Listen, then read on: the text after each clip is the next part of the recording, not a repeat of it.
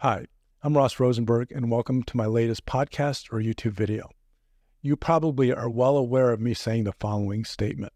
If I would guess, I probably say it about 20-25% of the time in all of my new content. And it is this. During a session with one of my clients who are involved in my self-love recovery treatment program, I discovered a new idea, concept that just came to me. And then I'm going to knock on wood. Hopefully you could hear that for you podcast audience and say, well, I'm a pretty lucky guy that, this stuff comes to me. So during this session with a client of mine who I've been working with for a little bit over a year, who has made wonderful and remarkable progress over her fight against self-love deficit disorder or codependency, and has been moving into more and more self-love abundance, which is the goal of my treatment program. We were talking about this historical pattern, this chronic pattern of her discussions with her mom, her dad, and a few of her sisters, in which they collectively and individually treat her badly, dismiss her, ignore her, assume that she doesn't know anything. Incidentally, my client is the only one that has an MBA, a Master's of Business Association, or whatever MBA stands for, and is very, very smart. But she, as an SLD or a codependent, comes from a family where there has to be the person who is labeled the problem child. If you're an SLD, codependent, you probably identify with someone in your family or maybe yourself as being the problem child, which justifies in the mind of the narcissist or those who are compelled to follow what they say and do. It justifies their mistreatment of you. It justifies the abuse. It justifies the neglect. It justifies the marginalization of you. It justifies the disrespect, the lack of love, the lack of caring, the lack of protection, or the lack of trust. Now, that's a lot to take in.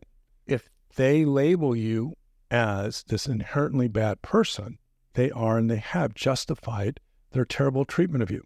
So I'm going to call this client of mine, Sandra. It's like one of my favorite names for someone that doesn't really exist.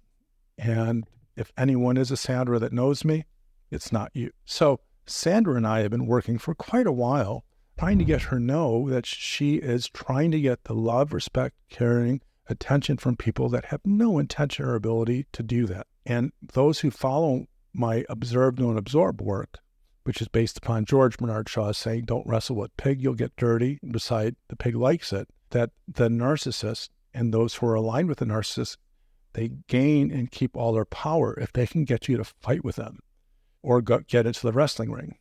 And if you were a person who didn't have any wrestling background, the last thing you want to do is fight someone in a wrestling ring who has wrestling skills. And in the case of Sandra, when they can make you feel worthy of dismissal, abuse, neglect, all the things that I said before, and get you to identify with you being, and here's the word, the big word of this podcast, as being subhuman. If they can get you to identify with being subhuman, or they can get you into defending it, trying to change their mind, trying to correct what is inherently wrong that has no excuse, you're in the wrestling ring. So in Sandra's case, there was a family call about a family matter having to do with purchasing of land. And Sandra's really smart and has a lot of great business background, said something that the family didn't agree on, and they all banded against her and openly disregarded her, made fun of her, and just ignored her. How can they do that when Sandra is so smart? Her advice is at the level of someone who's a professional in these matters, who is kind, who doesn't yell, who doesn't scream, who actually can think of the pros and the cons of doing this or not doing this. They do that because she is subhuman, because she inherently doesn't deserve any of what they have held back from her, or she deserves what they do to her, abuse, neglect, and all that. Pathological narcissists, and those who follow me know that I'm talking about a person with one of three personality disorders: borderline, antisocial or sociopathic, or narcissistic personality disorder. pathological narcissists have this personality disorder that prevents them from understanding what's wrong with them, and they compensate by seeing all the bad that they can't accept in themselves, seeing it in others, and that's called projection. And if they can render you in their mind as subhuman, they have all the reason, all the rationale, all the excuses to be really, really terrible to you. As sensitive as the following is going to be, and I will try to be politically correct, which I think I normally am, but I tend to sometimes speak before I think. I want to use historical references of African-American slavery, Jews in World War II, Black individuals, natives from South Africa being treated by apartheid. And there are so many more. I can go Spanish Inquisition. I mean, geez, our human history is replete with examples of this. But if you can reduce someone into terms that are subhuman, vermin, leeches, terrible people inherently that have no intention of ever being good and always want to hurt you, if you can reduce them in your mind as being subhuman, lacking normal human traits that would require you to love, respect them, you give yourself permission to treat them horribly. But worse, it gives you permission to not even think of them in terms of being human. So that's the difference of active prejudicism, racism, terrible, horrible, painful, consequential disregard, and that is what you do. But just as bad is what you don't do in action. So as bad as if we look at children of narcissists, we can look at the dysfunctional power of abuse, yelling, verbal, emotional, physical abuse. And then what we can also look at is the power, the dysfunctional, harmful power of what they don't do, neglect, abandonment, which, by the way, often causes much more trauma, which is much more difficult to overcome. The narcissists and those who align with them, some call them flying monkeys. It could be other codependents or people who have self-love deficit disorder, or people that just are manipulated into following them because of fear, anxiety for their own well-being or safety. Once they can successfully in their mind believe, label, consider the SLD as subhuman, then they have all the proof in the world to continue what they do. Think about it. And this is just not a recent phenomenon. This is a pattern that has been going on as long as African Americans, Black people have been living in America. There are people within the field of law enforcement that consider Blacks, and it could be Mexicans, it could be Jews, as long as they consider them subhuman, as lacking the basics of love, feelings, need to be respected, and see them as, in their mind, vermin, leeches, threats, criminals.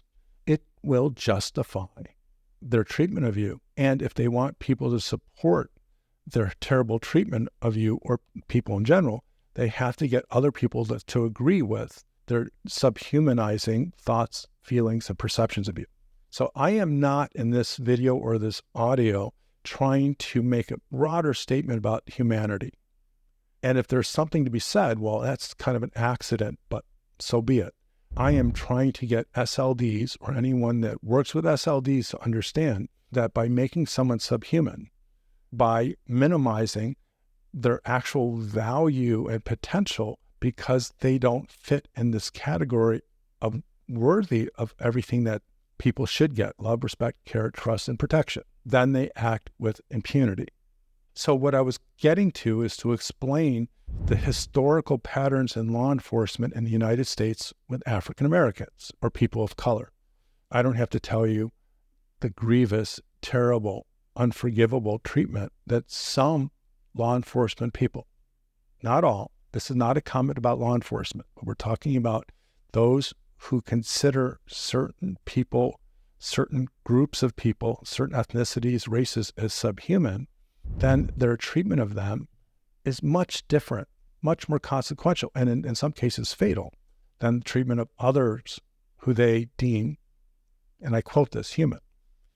So if you are a partner, a boyfriend, a husband, a son, a child of a pathological narcissist who treats you terribly, if you're in a family where everyone kind of dismisses you and keeps you locked out. If you are in any situation where you are experiencing profound abuse, neglect, abandonment, and it doesn't even have to be profound. It's important for you to know you have been labeled, deemed as subhuman. And I want you guys to think about this. And if you're a therapist listening to it, I want you to think about how clients react to this conversation. And I know because of my session with Sandra, when I brought up this subhuman idea, her face got red, her eyes started to tear up, and she started crying. She was able to get to profound sadness. She was able to break through huge walls of denial. It was a discovery for me to understand how one term and the use of that term can make SLD, who wants to develop self-love abundance, which is the cure, which is the whole purpose of my self-love recovery program and everything that I do, to understand their participation in these dysfunctional and horrible relationships. If you cannot grasp that they have reduced you to terms as being subhuman, then you really can't really get to the degree of hurt, pain, suffering, perhaps shame. So I say this to anyone who's listening with so much compassion and empathy. There are people that treat you terribly, mostly pathological narcissists, and they justify it because they think you're subhuman. So if you take time and you really think about this, like I helped Sandra think about this, what's the difference between Sandra before the session, who just was mad because he's a pathological narcissist and they're all gaslit or they're flying monkeys or whatever is the terms that we use to explain why narcissists do what they do and how they do. And we just boil it down to the concept that if they think that you're subhuman, they are justified in treating you that way.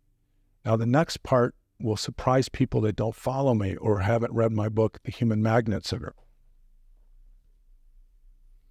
which, by the way, is going to be followed in a month with my new book that I wrote called Codependency Revolution. And I'll be talking more about that in the future. If you identify yourself as a codependent or someone with self-love deficit disorder or SLD, self-love deficient, that means you have actively, passively, or unconsciously come to some agreement that you're subhuman. Now that's a lot to take in. And if it doesn't fit or bothers you, just let it go, because we're not in a therapy session.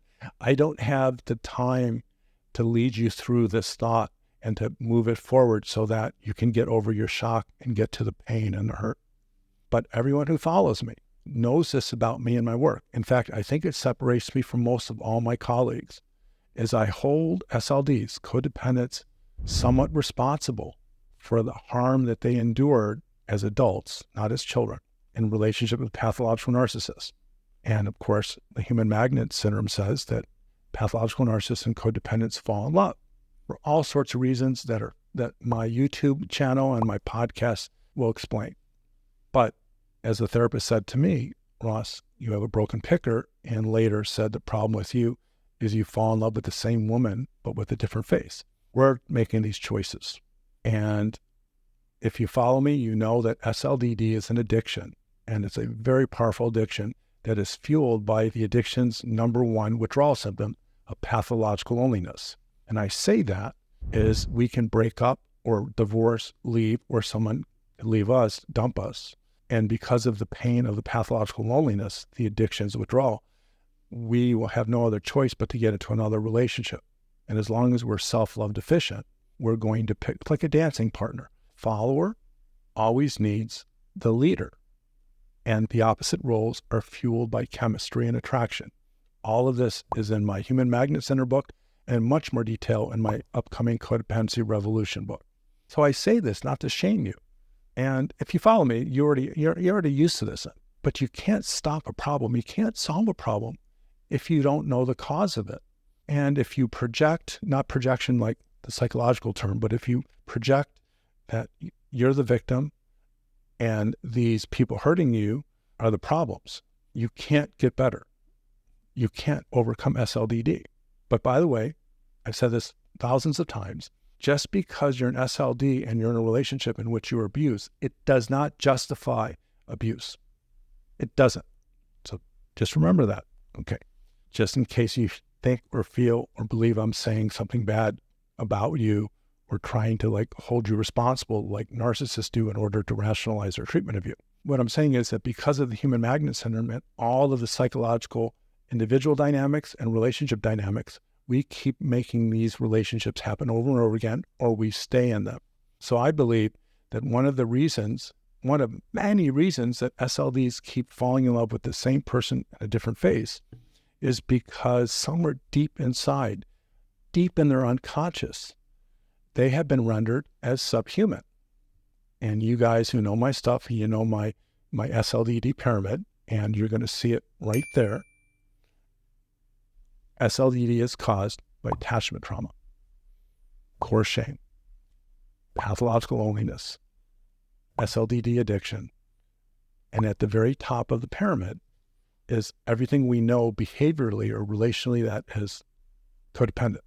So if you end up with a pathological narcissist as an adult, which is if you have the childhood developmental history of being shaped into a future codependent, that means you will have been rendered into believing you're subhuman.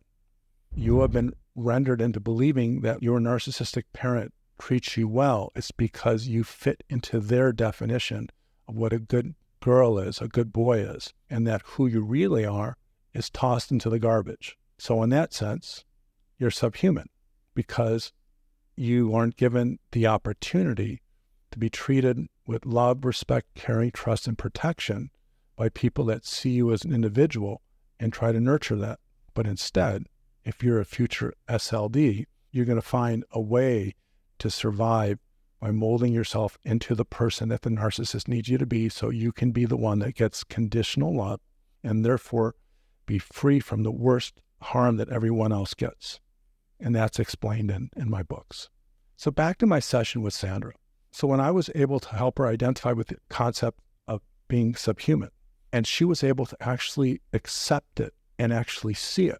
There's one thing of knowing something, but feeling it is a whole different phenomena, which is why you need a therapist or you need this treatment program, my self-love recovery treatment program, to understand what your mind has worked so hard to blanking out, ignoring, or just not thinking about, or to understand what you have been gaslit to not understand. As long as you agree with this idea, you're subhuman. And I know that SLDs don't walk around saying, oh, I'm subhuman, I deserve this. Of course not. But if people treat you terribly and horribly and disrespectfully, and you don't do anything about it, or you fight back and you don't do anything about it, then in a way, you have been agreeing with them. Now, no one's subhuman, or I should say no human is subhuman. But if you have been rendered as starting in your childhood with your relationship with your pathological narcissist parent and move that pattern into your adult relationships, your adult intimate relationships, and you've been rendered to believe you're worthy of this treatment, and you have been coerced into accepting you're subhuman without actually knowing the idea or concept, then it makes it almost impossible to escape. But through this video, you can embrace, like Sandra did, that these narcissists actually believe you're subhuman.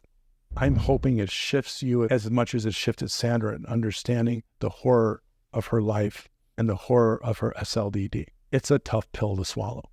It's a tough pill to swallow that not only have you been unconsciously coerced into believing it, but those people that say they love you, that should love you, treat their pets better than you. Through this understanding and hopefully courage to embrace this concept of people thinking of you or treating you as subhuman, and you are understanding that you have been either gaslit, coerced, or somehow manipulated into believing this, or they call it projective identification, which is identify with the projection.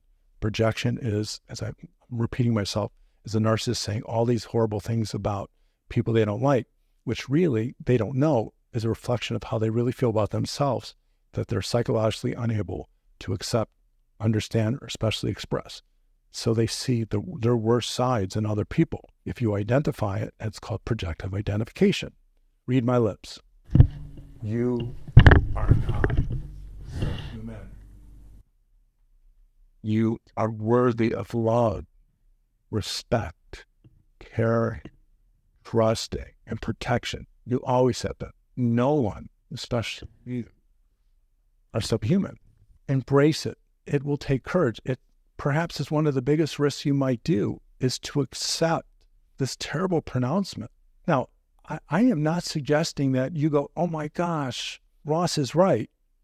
They do treat me like I'm subhuman, and I somehow have agreed with them and then get really upset and just start fighting back. Well, no, that goes back to the observe, don't absorb, George Bernard Shaw, the whole peg into wrestling. That's back in the wrestling ring. You're going to lose. What I'm suggesting with the help of a therapist is to understand that not only can you ever change their mind, they will leave this world always thinking, justifying you're subhuman. Incidentally, I just released a video right before this one where I talk about how narcissists change as they get older or come closer to death. And this actually relates to it, but it doesn't negate everything I've said in this video. Because of narcissists' fear of getting old and dying or impending death, they change, they behave differently. They don't really think differently and they don't necessarily feel differently, but they behave differently. They start treating people who they dismissed, they ignored, they belittled, they abused, and they start treating them nicer because they know that as they get older, that person's going to be less interested in taking care of them. And should they be really sick, no one is going to be there for them. So I just say that at the end or close to the end of this video is that the people that once deemed you as subhuman can change their mind, but it's not about you all of a sudden being human or them discovering their wayward thinking, their harmful actions, but something shifted in them where they realize there's more consequences to keep that thought or benefits to pretend to think differently. Okay, that aside, say no to the concept, the idea, the treatment, or anything else that agrees with the narcissist's beliefs about you being subhuman. You're not. And like my client, Sandra, I am hoping that at the end of this discussion, you're going to be flooded with sadness and hurt in a way that's going to compel you to give up on the fantasy that they're going to see you as fully human, fully lovable. You're going to finally realize you have been chasing the proverbial carrot. You know that saying, chasing a carrot. In other words, it's placed in front of you, and every time you move, it moves. You can't catch it. All right, my dear listeners or viewers, I hope this helped you. And should you be interested in my other material that goes well beyond other concepts relating to SLDD, codependency, self-love recovery, the treatment of the trauma, my healing the inner trauma child treatment method, and all the other stuff that I do, just visit selfloverecovery.com and you'll get an idea of what I do. And maybe if there's something there that can help you, inspire you, I'd be honored. Also, please send us an email at help@selfloverecovery.com. We'll do our best to answer them. So please subscribe, do all the things you have to so you are alerted when my next video comes by. Or as you probably know by now, when I do these recordings, I simultaneously make a YouTube video and a podcast, and you'll have no idea what that means. Be well, take care, and most of all, never ever believe you're subhuman. Even with faults, mistakes, consequences, you are lovable. You always have been lovable. You're human. Don't let anyone make you think otherwise. Goodbye.